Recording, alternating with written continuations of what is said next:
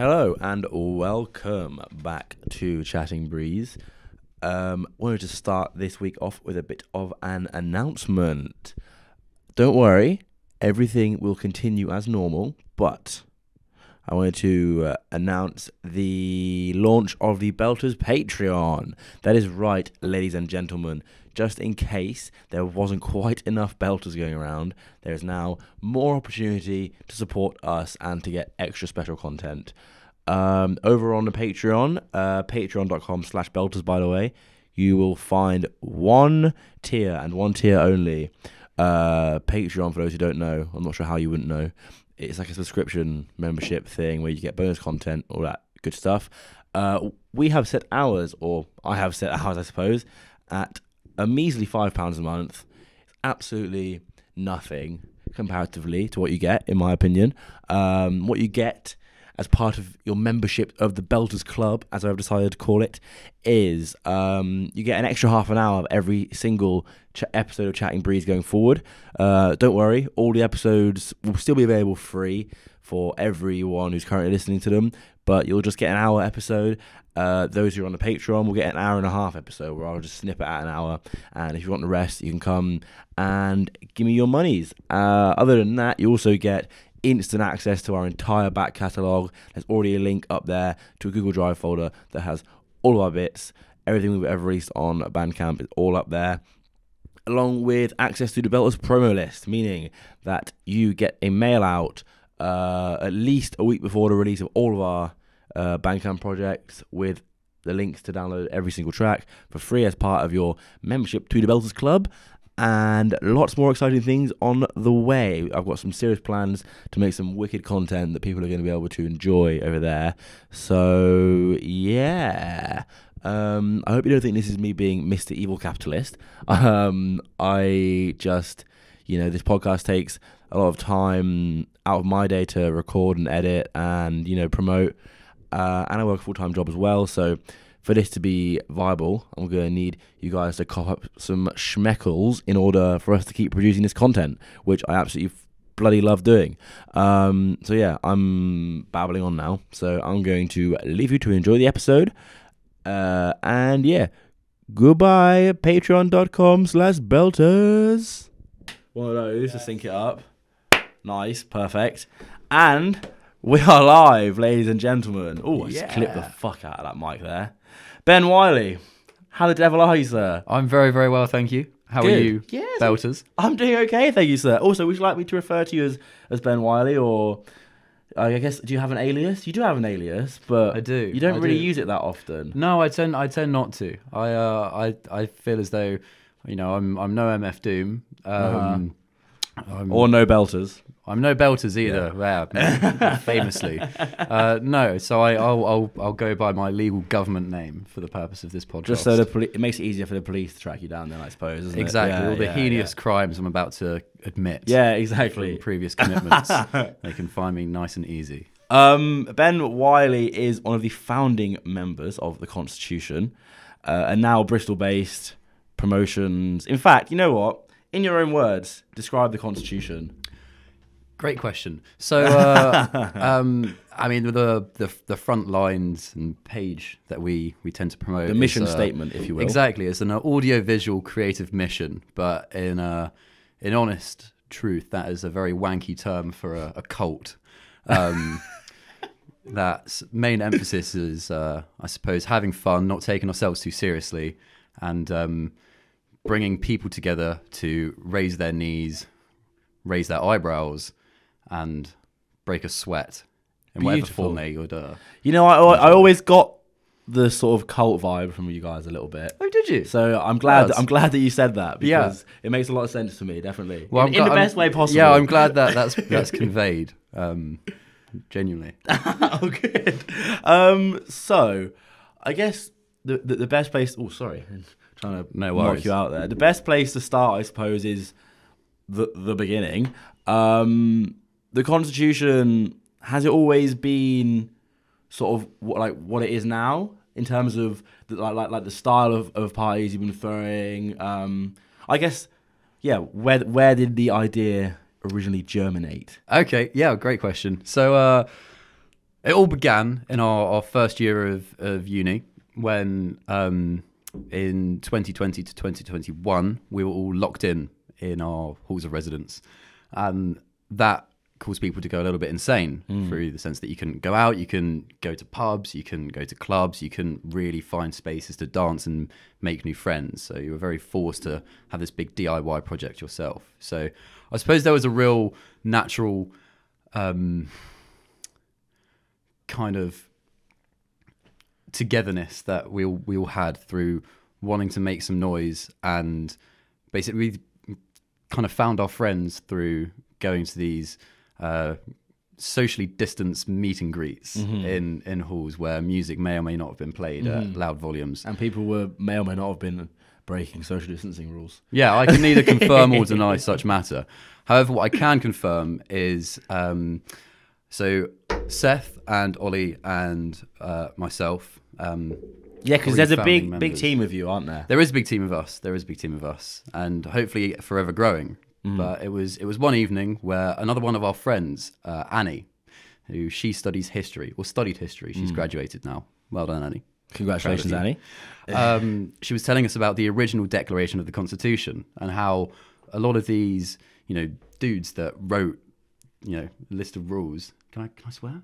Swear away, my friend. Well, I mean, they were completely fucked off their faces, right? Absolutely just twatted and wrote down a list of rules for people to follow. And we thought, how funny would it be if we wrote down a list of rules for Bristol students to follow?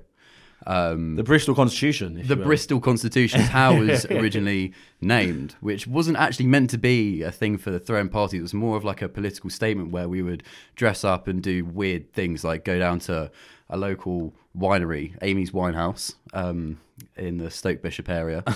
And we dress up in suits with top hats and try and get our own beer brewed at the winery. And obviously we have no luck doing that because... Wait, so I'm going to stop you there. So you went down to Amy's Winehouse? Yeah. This is just after the Constitution was written. Right. Where we went to a flat in one of the big blocks, where the kitchens could hold like 12 people that actually lived there, but out of hours could hold closer to 200. Wow, okay. If you really wanted to go shoulder to shoulder like sardines. Nice. We found a pizza box and wrote down our rules on the back of them. So stuff like, ducks from the park are free, and you should wake, bake, skate, dislocate, and Steve Madden. So quite similar to the original Constitution. Quite similar. Yeah, exactly. And, we took it upon ourselves to then get people to sign this and follow this as a thing to remember, which then progressed into, how many people can we get to get behind the Bristol Constitution? Right. So we found a big IKEA bag and ripped it up and then sprayed the Constitution on the back of it, put it up in a kitchen, and then just started playing music and waited for people to see it. And then that was the kind of the birthplace of the Constitution. Amazing. Which was really good fun. But then we were like, what do we do with this? Let's get our own wine. Let's get our own beers. Right. And have our own branding on it, like Constitution Special Brew. Nice. Which is still hopefully going to be a thing for the future, but unfortunately hasn't surfaced yet. Watch this space. Exactly. If there are any breweries watching or listening, then please contact me. Which I'm sure there are. Yeah, of course. And so you were doing this in Bristol. I was under the impression, because I want to get into like the Newquay story and side of things at some point. Yes. I was under the impression that was where it started. So you were in Bristol, and how long did it take before? What was the process leading up to where you decided to make the move to Newquay? Yeah. So I can't take any credit for this idea. This is a complete and true Ollie shoot phenomenon. Where pitched the idea to me saying how, there have been loads of really fun parties going on in this Partygate era. And there will come a time just around the corner, as it had been announced in the news, that all of this would become legal. Mm-hmm. And, pardon me, I think we should do this, but we should do it legally, and we should do it in Cornwall, because he's got family who lived in Cornwall for a little while. Right, oh, heritage. Yeah, well, his sister. Went to go visit his sister over the Easter break, and noticed that there were an abundance of just kids. Not like kids, but like, I was going to say. like, young adults, but still in the teenage years, Right, I suppose. yeah, all yeah, looking yeah. for something to do, but there was fuck all going on. There was nothing to do other than go to the beach and be indoors by 10 p.m. And there was a real gap in the market for this, like, Cornwall's biggest club hadn't been open for a few years because of the pandemic, obviously, and they wanted to reopen, but they didn't have anyone to do it. So he got in contact with the guy, Richard, aka the Bozboz. The Bozboz. The Bozboz. I mean, he is a real, like, genuine classic Bozboz. What? Sorry, define Bozboz. So Bozboz is the sort of person who you would kind of, I don't know, you'd spot from a while away. Right. As big veneers. Right. Kind of like hair dyed so many times. Okay. It's like kind of grey, kind of white. You're describing me. Yeah, well, no, I haven't seen any veneers on you just yet. You haven't seen them. Tight shirt, had like, kind of like stress veins out of his head.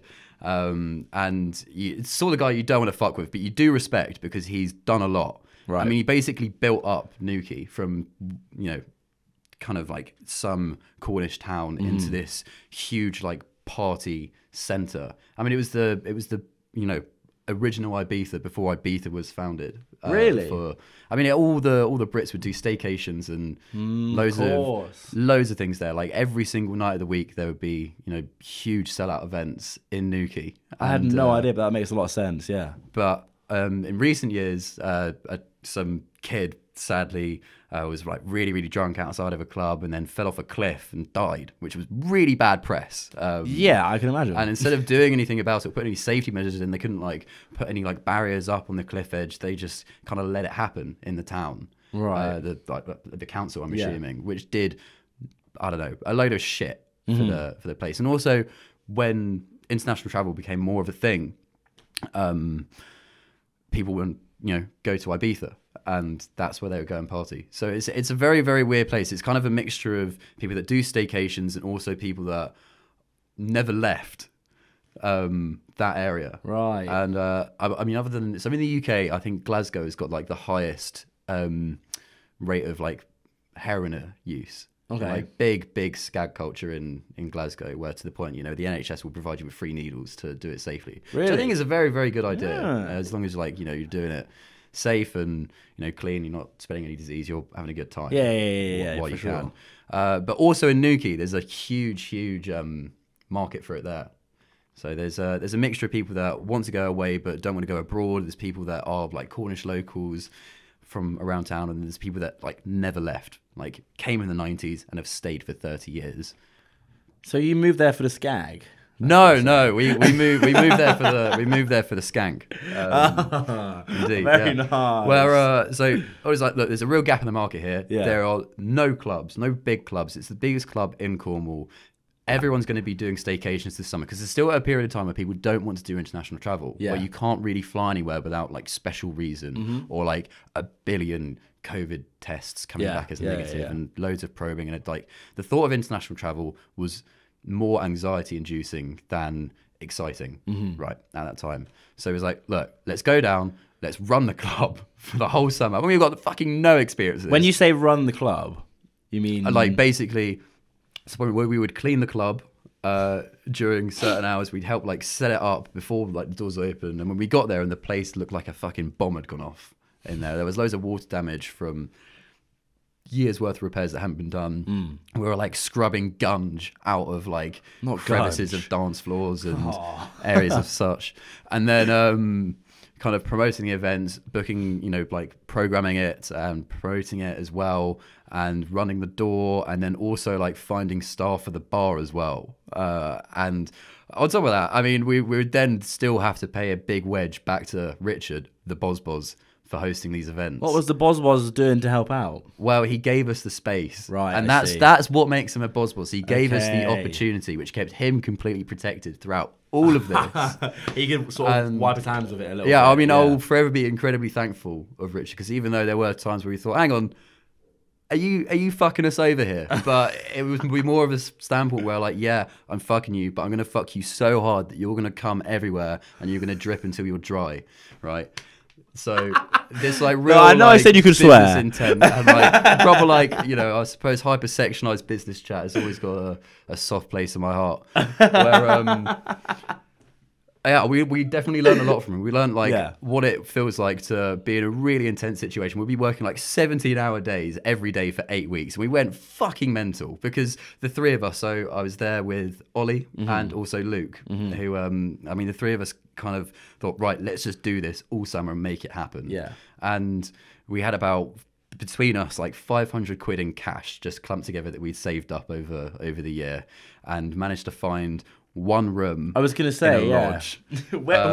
Tell me about where you stayed. So while you were there. we stayed in a lovely accommodation called the Ridge Hotel, located on Mount 45, or Mount Wise 45, may I say, where our room was fit for one person, Right. a student that had then left for the summer. So we had the room for the whole summer, but it was an attic where you couldn't stand up anywhere in the room without your head touching the ceiling. And I mean, it was, I'd say, about 5 meters long at most. And it was the three of you all sharing Three this of one us all sharing this one room. crawl space. Crawl space, crawling around, 3 single beds, all like within kind of like arm's distance of one another if we really, really wanted to. And therefore the shattic was born. That is the shit attic. And our door as well was basically this tiny little like cupboard where you have to crawl through. It was only about 3 foot tall, so you had to literally crawl in and then crawl around like broken glass and mold and cereal and. Why was there broken glass, mold, and cereal on the floor? Well, that was Ollie's bedside table, which went in at the very start and then stayed until the very end. Right. Luke and I cleared up the place because he went off somewhere with a surfboard. I think maybe back to Bristol, maybe back to Sussex. Right. I can't quite remember.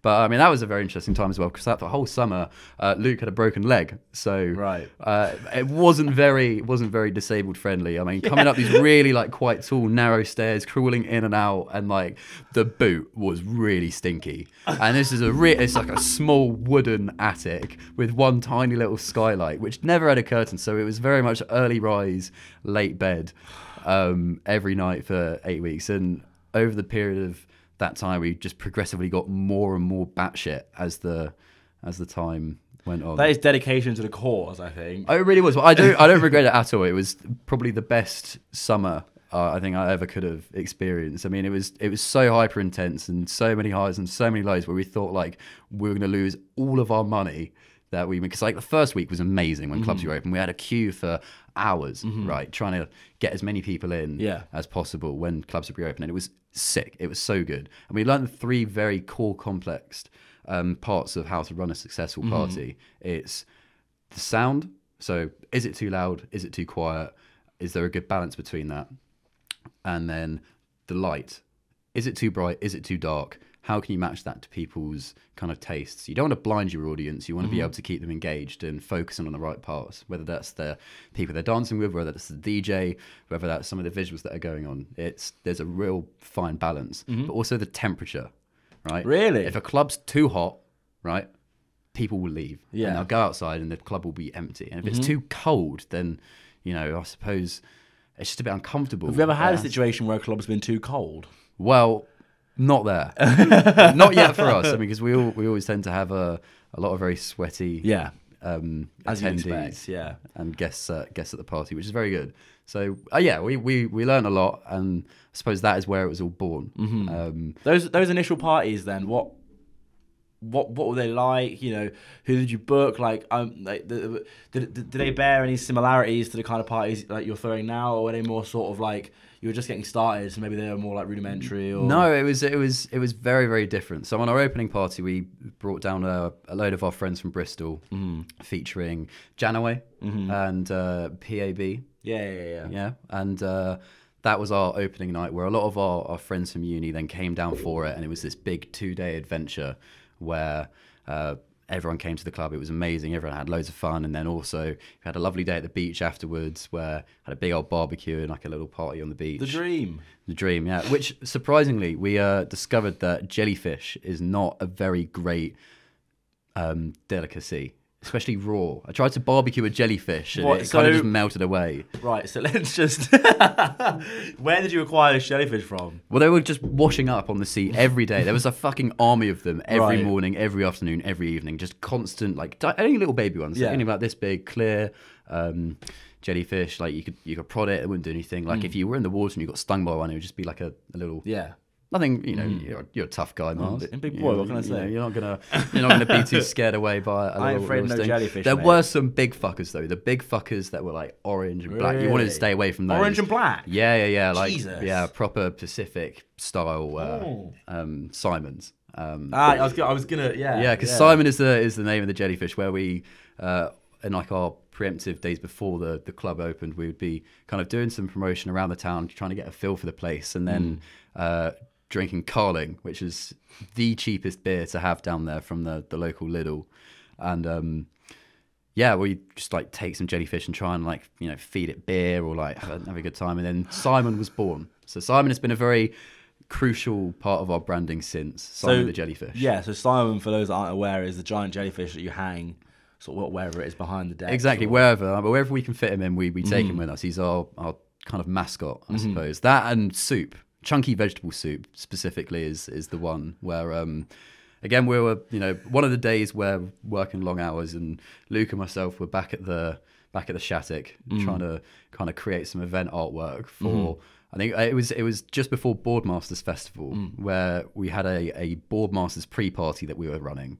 Was that the one where you had jungle cakes? Yeah, we had a jungle cakes takeover with Ed Solo and Decline, which was actually really, really good fun. Decline, I had a long car journey with him the night before the gig, and it was so interesting talking to him about different places that he's played where he think would be really good. And we had a long catch up the next day, and he said that one of the best places that he's ever played was in this like underground Serbian abandoned train station. And amazing. It was just like completely kitted out with like loads of this kind of vinery jungle type camo stuff, and it's just that is where we kind of want to go in the future. That's something that we've always remembered, where going to spaces that aren't meant to be used for a party and trying to also just transform a space that already exists in something that's completely different. So you wouldn't expect it to be like that on the outside, but then when you go in, it's like, what the fuck? Where am I? What is going on? Because it's those immersive elements to your parties is something that I definitely see that makes you guys stand out from like the majority of others. Thank you very much. When you were in Newquay, when you were running these events, were you still doing that? Did you have Simon then? Were you like decorating? No. So the actual physical Simon was brought to life later on when Rishi from No One invited us to do a takeover at one of his summer parties, which was really, really good fun. And then very kindly funded the birth of Simon, because pitching the idea was like, look, this is something we want to build, this big fibre optic jellyfish, and to hang as like a chandelier centerpiece. Put a photo of Simon. Yeah. He's right here now. There's some video content that we can share as well, the making of him. And yeah, so I mean that physical part came a lot later on, and like we didn't really know what we were doing at the time. I mean, to be honest, we don't really know what we're doing now. A lot of it is, maybe this would be fun, maybe this would be really bad. Can we get away with it? Fuck it, let's do it. And the whole immersive side of things kind of came to life when we were back in Bristol, because what we soon discovered about Newquays is it's a very, very difficult market to please people. Right. They don't like it too weird, because it's weird enough as it is down there. Yeah. And they want music. They want it now. They don't care about artists. They don't care about lineup. They don't, they just want to get pissed, have a dance, and do whatever. Yeah. And we don't want to interfere with that. So we quite quickly discovered that trying to do too much in your face would kind of shoot us back on our own foot. Before we go forward in the story and head to Bristol, can you just tell me a bit about Senor Dicks? So Senor Dicks, this goes back to Richard, the Boz actually. Right. Okay. So the way he kind of conglomerized his I suppose his monopoly around the town of Newquay, he was like, right, so Bertie's, that's his club, and he runs it. And then he had a beach bar as well, slightly down the road. And he was like, oh, actually, hang on, this town doesn't have an Irish bar. So that's where Bertie O'Flanagan's came to life. And then it was only later on when the club tourism started dying down, but they needed people to come to the town of Newquay, where I was like, right, this place doesn't have a Mexican restaurant, so obviously I have to call it Senor Dick's. Dick's short for Richard. Yes, well, of course. What else would it be insinuating? No, of course not. Exactly, yeah.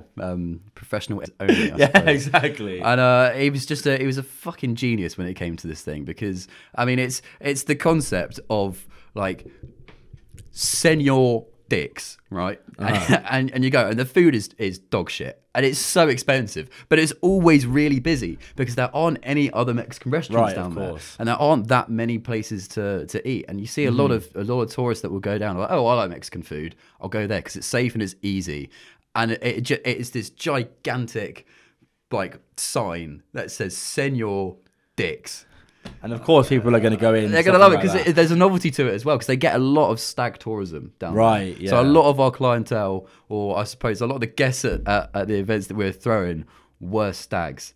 So they were some of like the best and the worst bunch to deal with. Yeah, I bet you got some interesting crowds actually. Really, really interesting. Really interesting. But also the locals were really fun. Really, really fun locals. There was a local called Josh, and he was brilliant. He would sometimes... He wouldn't get let into the club a lot of the time because he'd been banned for life. But we managed to sneak him in this one time, and he had a really good time afterwards. We tried to get him into MC as well, but he wasn't allowed on the stage. So then afterwards, we got him to rap battle some other guy that came down to the event, and he floored him completely. Unbelievable. This guy was doing this kind of like spoken word poetry type shit. Right. It was really cringy. Kind of like doing like a play on words where like, it just makes you like your skin crawl a little bit. And then like the slam poetry with like the exactly. And then Josh comes through this like proper like really fast chava energy and just put this guy straight back into his place. It was amazing. Unbelievable. Yeah, I'm sure you met some like incredibly interesting people. It's such a crazy experience to have as well as like your first. It was. It didn't was like feel your first. It was. Yeah, it was our first. It was our first outing. I mean, there are so many kind of like. Outtakes that should never surface, like Ollie being threatened with murder by this big brummy man called Jam, who I think, to be safe to say on record, is one of the worst MCs we've ever come across. He had a teardrop tattoo as well, which I believe means that you've murdered someone. I think that's what they say. That is, yeah. So either he has murdered someone, or he wants to have this intimidation tactic where. I don't know what sort of market it appeals to. Where do you find these people? Well, just on the street of Newquay, or at beaches, at bars, that sort. We met, some guy that definitely some sort of like long gone skag addict who was claiming that he was really good mates with Johnny Wilkinson, and went to go watch the World Cup final, the football World Cup final with Johnny Wilkinson. I think 2014, the Brazil World Cup final, and claimed that he was like fucking drinking pints of Johnny Wilkinson, blacked out, and then woke up, and all of a sudden Germany have won. He's having a great day. But I mean, a lot of the people that we met, we had to take with a pinch of salt. I mean, weirdly enough, we kind of made a habit of attracting these people, where we'd go out to different towns to see if it was like weirder elsewhere. We met a guy called Dan, the murderer, but he was telling us how he'd recently come out of prison for something else that they caught him for, but couldn't put him away for anything else. It was like bragging, saying that he got away with it because it was manslaughter that we actually got done for. And he was only like 15 at the time, so he was like really chuffed about this. He was also missing a finger from like some sort of gang crime.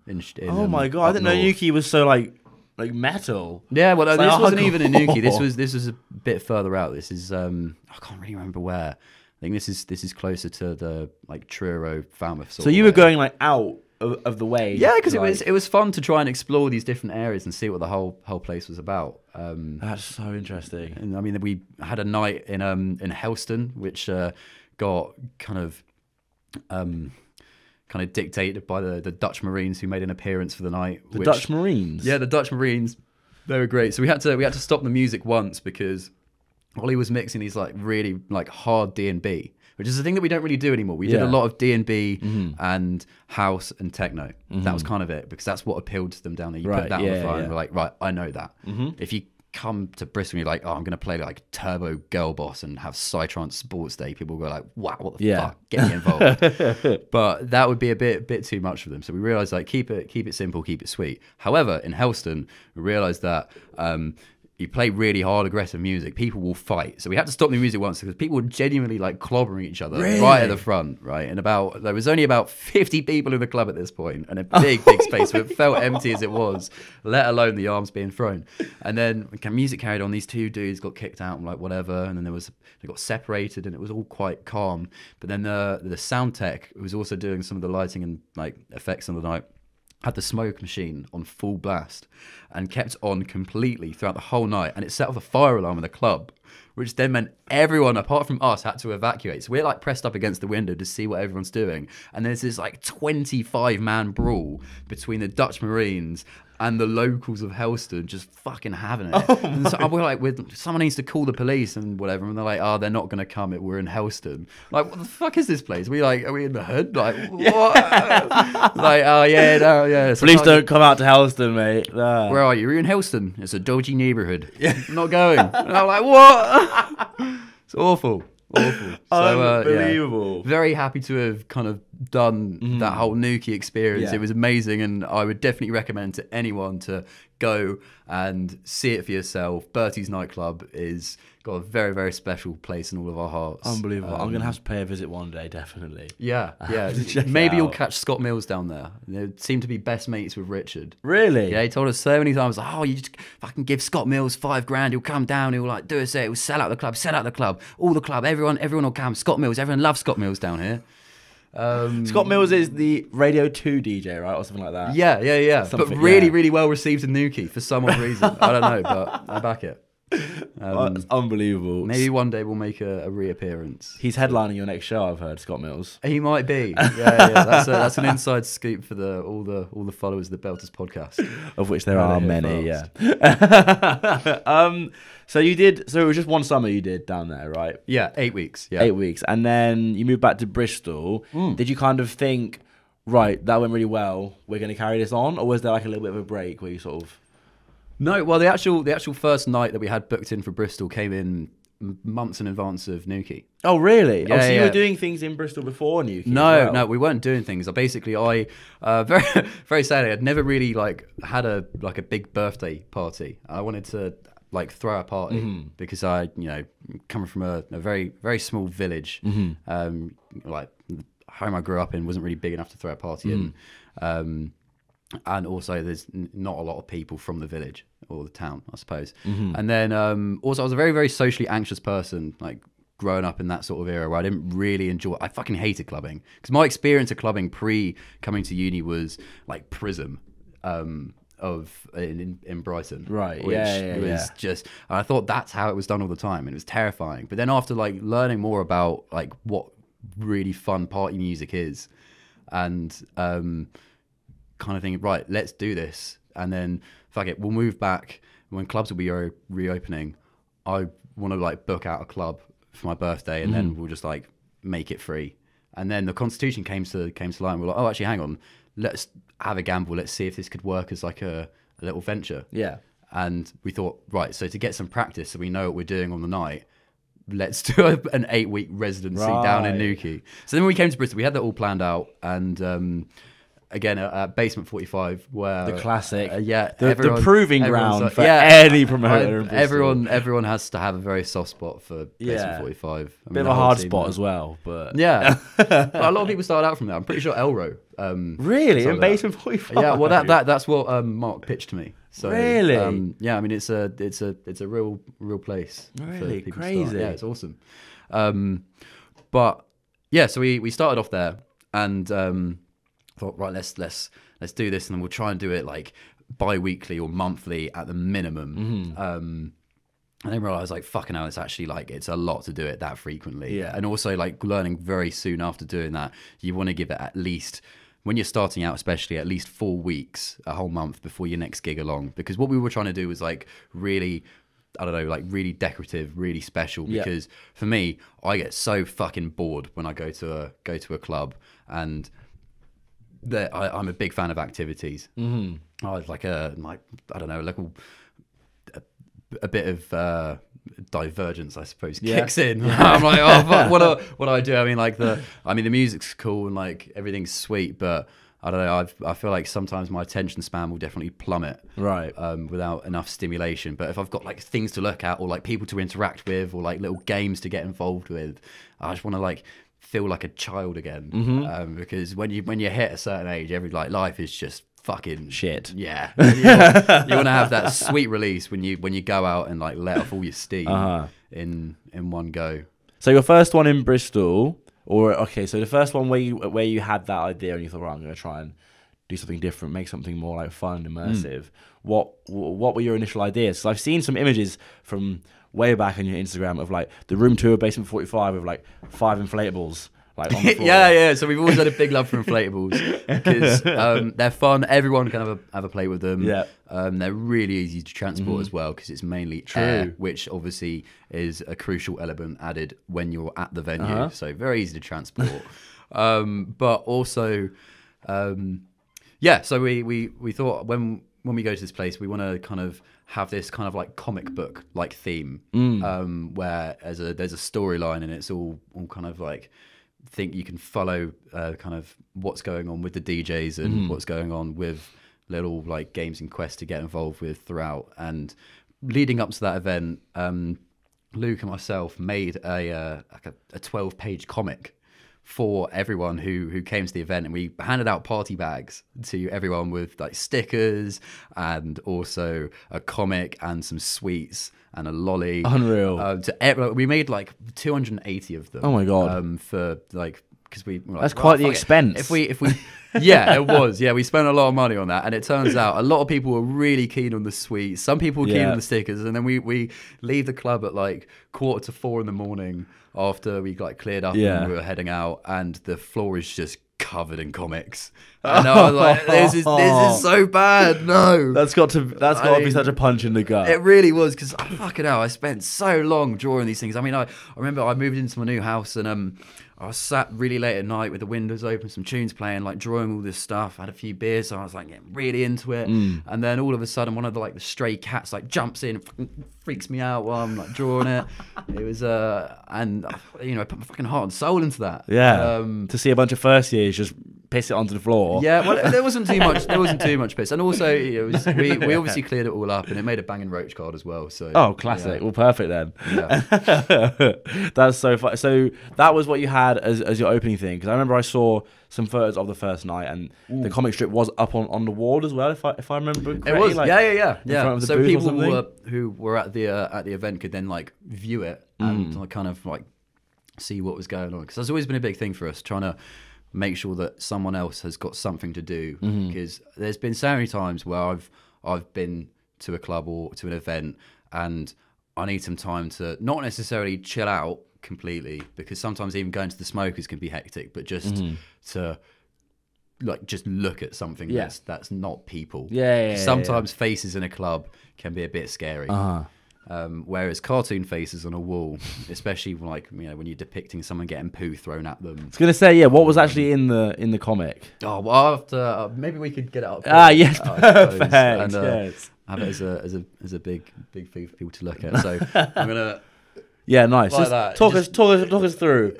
Off the bat. So you like doing a weather report? Well, the theme is we all land and crash into a desert island off a boat that we had previously been sailing on throughout the summer around territory, which is Newquays. Yes. Into this desert island where we're all kind of like, what do we do? Kind of like a Lord of the Flies type situation, where we all go our individual routes of Bedlam. Where Ruby, the diamond long dong, goes into this like the diamond. Yeah, so Ruben, aka Ruby, the diamond long dong. Okay, I would ask. had a tendency to drop like 20 tabs of acid in one go. He was a complete nightmare. You can't take him anywhere. Right. And he'd fall into this deep, long, like extraterrestrial trip. Right. Who would then be, taken care of by the Asylum, who was our headliner for the night. Meanwhile, I become to get a little bit more aggravated by the surroundings, so I try repopulate the island by finding palm trees and spreading my seed around them. As any sane man would, yeah. Exactly. But unfortunately used the entire supply of blister plasters, so that's all been kind of, I don't know, taken up. Meanwhile, the seductress Yours Truly. Classic. Yes, of course. Classic. Another original member of the Constitution. Yes, I was going to mention that. Pre-existing era. Couldn't make it for the whole time though. No, she had better things to do. Such as such as other things. Nice. Other things. One of those things being calling in a favour from Lucian Grange, who would pick her up with a drone and then save the rest of the crew on the island. Which is classic. Her cameo in the classic. Yours Truly and her connections. Eh? Exactly. It wouldn't be an accurate comic without it. Whilst Vinder's trying to go on a strictly clam-based diet, where you don't even want to know what he's doing to the clams. Clam-based diet. And after his clam-based diet, we've got Don Pablo can't run out of Escobars. Obviously, PAB. Yes. He has obtained lots of secret packages that have been washed up on shore, which Dr. Groctopus, a.k.a.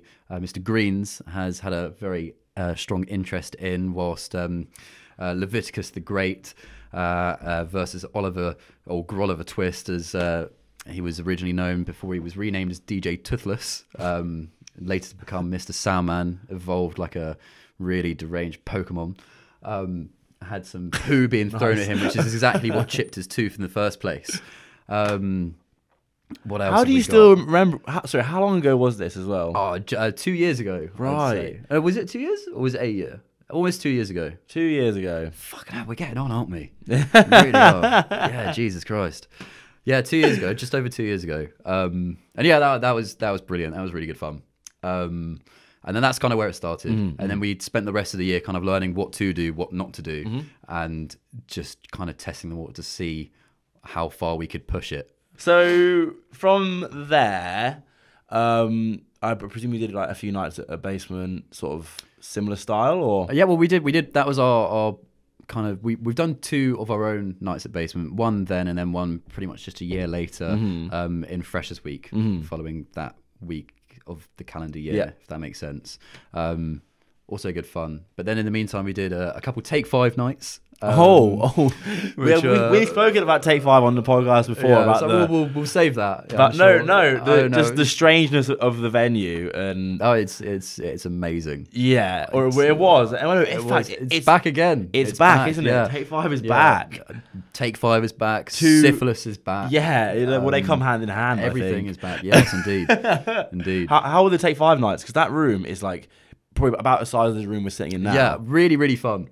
Absolutely hilarious as well. I mean, it was very unsafe, I must admit, with the amount of people, which, we capped it at 120, mm-hmm. which is already too many, but we were told it's a 120 person venue. So we did that.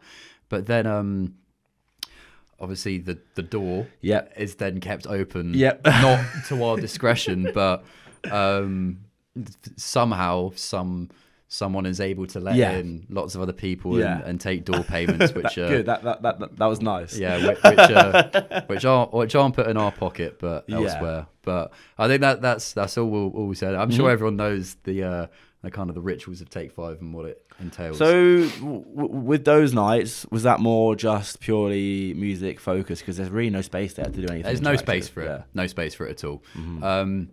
I suppose our next kind of adventure of doing something a bit more kind of in your face with a new space was a night at Dare 2, where we had... You did something at Dare 2? We did something at Dare 2. I did see the poster for this. In December, which was really, really good fun, actually. And we had Alex, who is our lead actor for all of Alex. Our events. He's such a good actor. He's great. He's brilliant. I mean, a lot of the...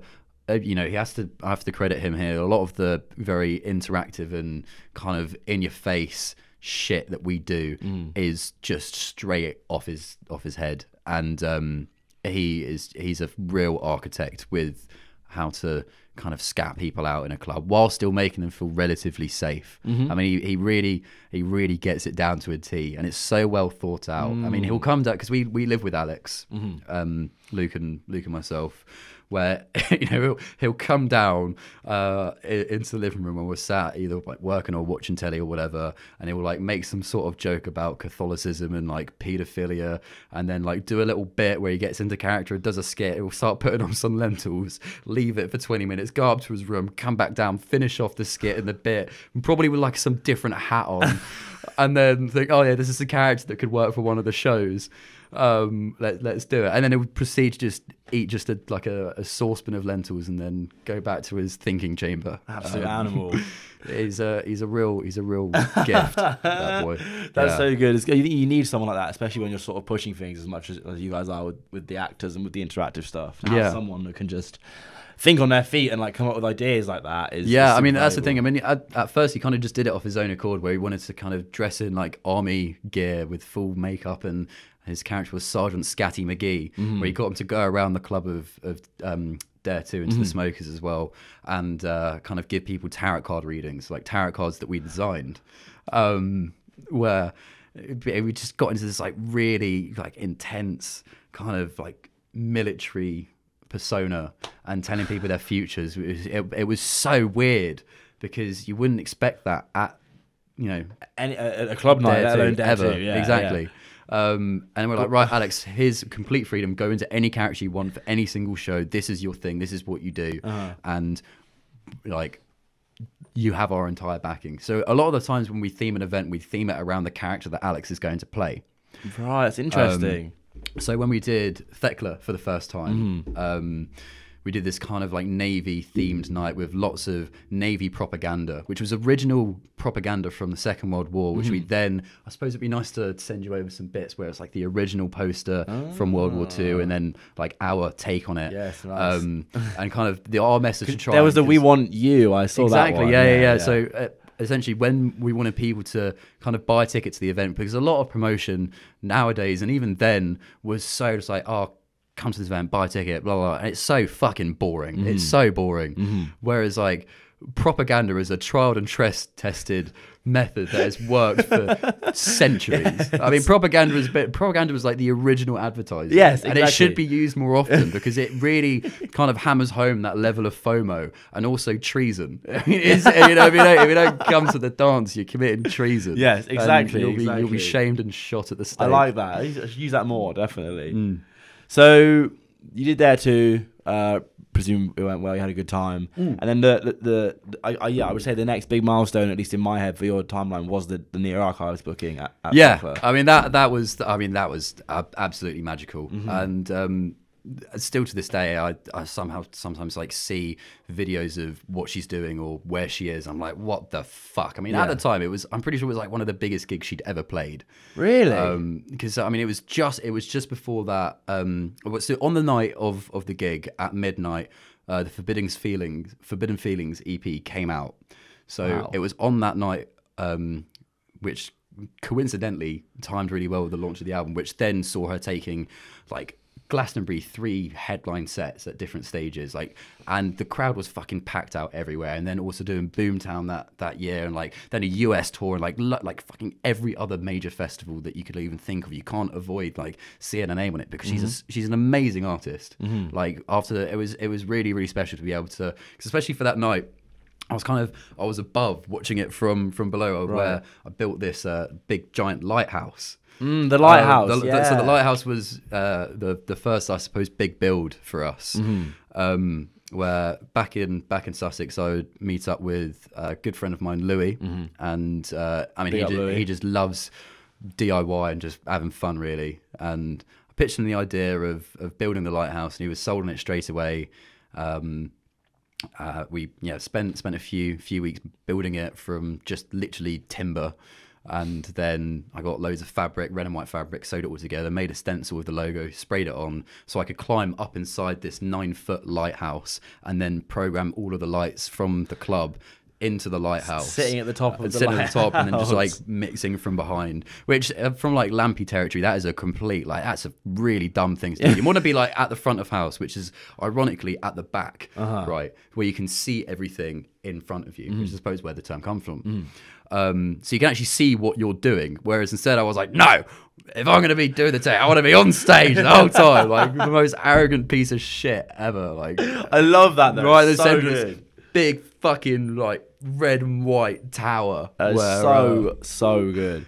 And what was the story about venue manager saying?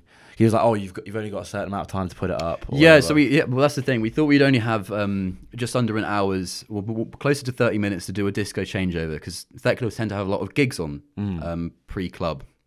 That's kind of what they're famous for, all the gigs. And I mean, they've had some amazing bands and will carry on having amazing bands there. And we didn't want to interfere with that because, well, we would love to interfere with that, but we weren't allowed. But it was only by chance that there was a last-minute cancellation by the band, which meant that we had 2 hours to set up so we could breathe and actually chill out and do it, which worked really, really well, like really well in our favor. So we could spend a few hours decorating the top deck and making it as like weird and playful as possible. So we still want to have that element of kind of like just, I don't know, intimate fun, I suppose. And then the main room is kind of this more showcase of just, I don't know, real production. Yeah. And it was such a botch job DIY, but it looked fucking great. And still to this day is like the thought of putting a 9-foot lighthouse in the boat like on stage has like never been done. No. And it was an idea that came from Alex, Ollie and myself when we were at Westfest Festival, the Halloween prior. We were talking about it. We were like, oh, do we do it? Do we not? Because there was a lot of like, do we book near archives? Because it was the most expensive booking that we've made to date. And no one else really backed it. Everyone was like, nah, she's too expensive. We can't do it. We should just, let's go with a drum and bass headliner. Right. And I was like, no, guys, please listen. Like, she is fucking brilliant. And then I remember after like, then showing Luke her music, and he was just, I mean, he's got a fucking ear for this type of stuff. And he was like, no, she is brilliant. I mean, this could be like Radio 1 headline slot plays. Like this is really good music. Yeah, obviously, which thankfully was enough for us to then convince everyone else to kind of back it, go for it. And I mean, it's the first time we made a booking that involved a contract as well, and like rider and then transport and hotel. Real shit. I was like, oh my god, it all adds up. But yeah, I mean, it was so worth it. She smashed her set. It was amazing. And yeah, I mean, still to this day, I don't know if she was too keen on us because we were quite weird, obviously. Yeah, and it was a really weird gig, and I think there was a lot of nerves flying around in the green room prior. And all of our mates like broke into the green room, like, oh my god, you're sick! Oh my god, look at your shoes! I love your shoes! And there's me thinking like, oh, fuck, that's self-putting. But, no, smashed it. Yeah, it was, and that was a real kind of like moment where we're like, right, if we can do this and then put a lighthouse on the boat, what else can we do? And then since then have tried to get weirder and weirder with it, with that still, I don't know, core enthusiasm that we started with. Have you always have you got like a history in like, I guess like building stuff then, or is that just from Louis? Do we have a history in building stuff? I mean, me personally, because I know you help him out with a lot of the building of the yeah. Well, I was always into like woodwork and product design, and then graphic design at school, and always wanted to like build bigger stuff, but never really had like the budget to do it. So it was, I suppose, it was very organic in the way that like there was an opportunity to, what do we spend money on? Yeah. Oh, let's not. 'Cause originally we wanted to like rent decoration. And rent like giant inflatables, the big like guys. Wacky Wild Wyllie inflatable floating arm tube man. Like that. Spot on. And I mean they're really expensive to rent. Really? Yeah, really. Really? For one of those like used car dealership. Yeah, exactly. Things. Yeah. And also like it's kind of long to I don't know, put in a club where it might hit the ceiling. And it'd be like sort of like leaning like that the whole time. Exactly. But also, I don't know. It's just I get really, really bored when I'm not doing stuff. So I just love building things. I think everyone should take up DIY because you'll be surprised. There's a lot of things that you can do yourself. It's a good skill to have. It's transferable. Yeah, because I wouldn't pin myself as a handyman at all. You see, I would have pinned you as a handyman. Really, I mean, like, no, I'm not very. I'm very much more of like a right. If I'm going to do something, I'll research it and I'll think about how to do it very methodically. Instead of a more synthetic approach where I'll just like grab tools and do. But yeah, I suppose that is. I suppose if it all goes horribly wrong, you can always just become like a carpenter or something. And yeah, true. Yeah. If it all goes horribly wrong, yeah, maybe. I'll maybe won't quit my day job. Yeah, no. Who knows? So then after that, there was I guess the next one in the timeline would be party animals. Yeah, correct. Yeah. Well, I mean, we did a few shows in between. Did another Halloween type night at Thekla, right? Where we had a mad science theme, which is really, really good fun. But I suppose the next big thing for us was party animals. And I suppose the no one thing as well. Sorry, I forgot that. That was so we did some work with Rishi, and that was really good fun. I went to that, and it must have been one of you. We didn't know each other at the time. Squirted apple sours into my mouth from like a super soaker. It would have been one of us. Yeah. I'm pretty sure we loaded up Ollie with the super soaker all night. There was a really good bit where we were in the green room, and it was on the weekend of the Queen's Jubilee. Yeah, because it was the long weekend, wasn't it? That was the thing. It was a big weekend. Really good weekend where we loaded him up with a super soaker full of Pims, and he was getting all these DJs in the green room to get on their knees and sing to the Queen.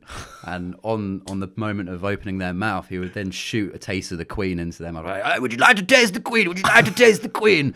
And then we you didn't get DJ Assault to do that by any chance, didn't. Did you? No, DJ Assault was a very interesting character though. Yeah, I was going to ask you about him as well because I've heard some strange things about DJ Assault. Yeah, I know he's been in the news a little bit recently. Oh, has he? What's he been in the news for? Not good things. He's just really? People don't like him. People don't like DJ Assault anymore. I don't think.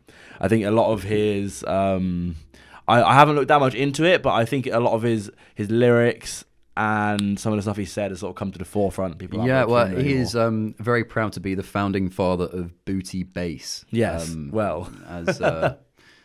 I suppose says it all. Really, it's a good advert. But no, it was a strange dude. He was just hanging around the club after the night as well, just looking around for people. The sound. I didn't get to chat to him too much, so I can't really speak too much on it. Yeah. But I'm sure if you do your research, you'll be able to find out whatever you're after. So you did that, and then I guess party animals. Party animals for me was like watching you guys as an outsider, because I sort of knew you around the party animals time. That's when we sort of first met. That was when I sort of saw it, and I was like, "Oh, these guys are really doing something like very, very different." Yeah, I mean it was so much fun. Where we got to a point where we were in our last year of uni, and if we were going to do events, we weren't going to stress about making it too serious. It's just have some like proper good dances and make it really fun, right? Really, really fun for everyone to enjoy. And the easiest way to do that is just get a shitload of decoration, put it up in a fucking wicked venue, get a huge sound system in, right? Get some really, really talented DJs to go back to back all night long. So obviously we had Longies, Lily Who, A for Alpha, and DJ Love all together. An amazing combo. Yeah, and the booty for booty, as they claim to call themselves. Cheek to cheek, if you will. Exactly. And let them play for 3 hours and just see what happens, where they go from 130 to 170 and then finish off with an interactive set of DJs and PJs to close the night. And hence we thought, right, let's theme the night around the decoration that we're going to get, so it's really easy to theme. What's the biggest and cheapest amount of decoration that we can get? And after doing a little bit of research, I came across these gigantic 9-foot unicorns. They were 9 foot from horn to hoof. They were big, like big garden toys, and they still are really big because we still have a large chunk of them. Some of them got nicked at the end of the night, which is really impressive. Nicked? Yeah, well, a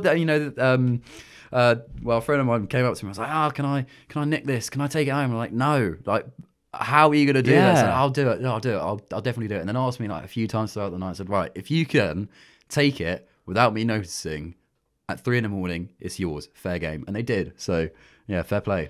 You reckon they deflated it to get it out of Loco? Like, No. So some of them to get deflated towards the end of the night, Right. as we decided to throw them into the crowd and let them crowd surf for a bit, which was fucking chaos. I mean, and this whole night is also captured on video, right? All yeah, the whole thing is captured on a long stream, which you can see here. you can see there, or I don't know, maybe where do you post this? We could put a link in there somewhere. Yes, yeah. Because it's you can see as the night gets on, it gets progressively more and more chaotic. Obviously, it's very difficult to spare 3 to 4 hours just to watch one YouTube video, but it would make a banging prees, I'll tell you that. Yeah. Exactly.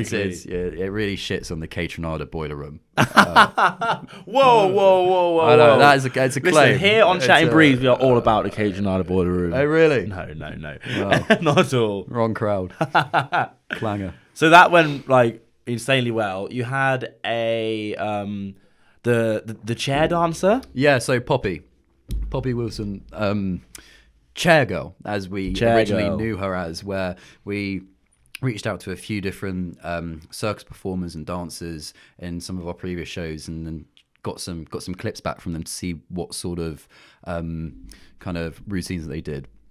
And I saw this video of Poppy doing just the most amazing, just like, I don't know, like fucking calisthenics and gymnastics and just tricks with a chair. Like, she would juggle it with her feet. She would like do a fucking headstand and like angle her body. For reference, it's just like a wooden, like, it's a dining room chair. Just a chair, just a little wooden chair. And like the amount that she can do with it is just amazing. And it's so like visually stimulating to watch when you're either like mixing from behind or in the crowd at the front. I mean, everyone went fucking mental for it. It was so good. And the thing is as well, she was so professional, like just came on, fucking smashed it, walked off, like was like, whatever. Easy. So calm about it. It was amazing. It was so good. It really made the night better.